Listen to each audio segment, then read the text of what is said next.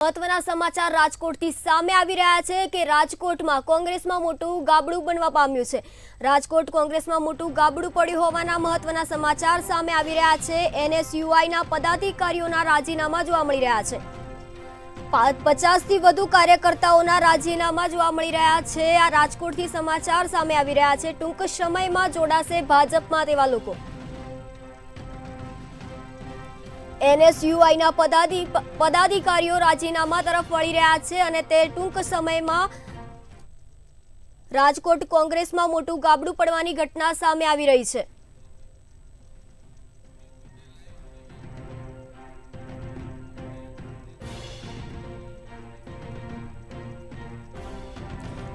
આપણી સાથે સંવાદદાતા ધ્રુવ કુંડેલ જોડાઈ ગયા છે। તો આજે રાજકોટમાં જે સમગ્ર મામલો બની રહ્યો છે કે રાજીનામા તરફ વળી રહ્યા છે, તો શું છે સમગ્ર વિગત?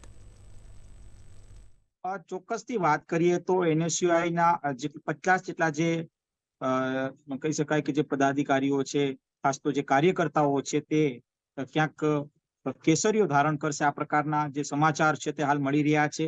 મહત્વની બાબત એ છે કે એનએસયુઆઈ ના પ્રદેશ મહામંત્રી, એનએસયુઆઈ ના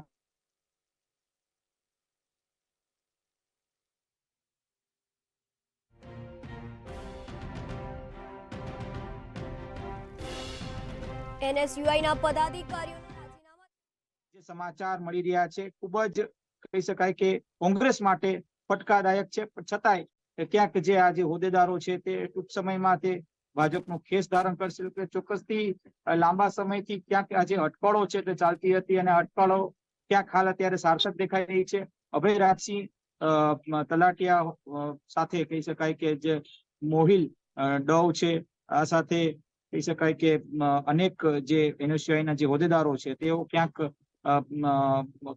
જે કહી શકાય કોંગ્રેસ હોય કે પછી એનએસયુઆઈ નો હાથ કેસરીઓ ધારણ કરશે। ચોક્કસથી લોકસભા પહેલા કોંગ્રેસનો એક મોટો ફટકો છે તે પડ્યો છે।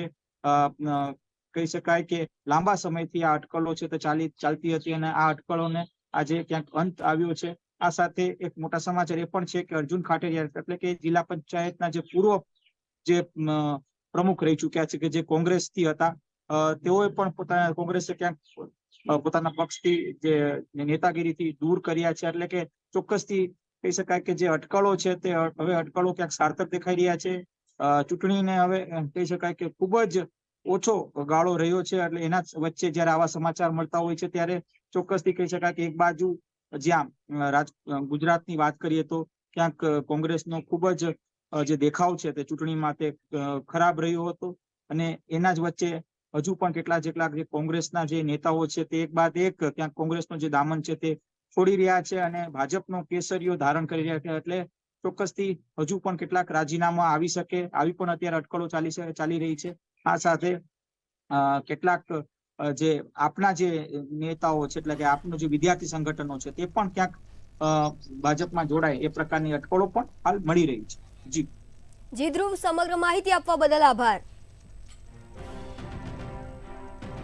એનએસયુઆઈના પદાધિકારીઓના રાજીનામા જોવા મળી રહ્યા છે।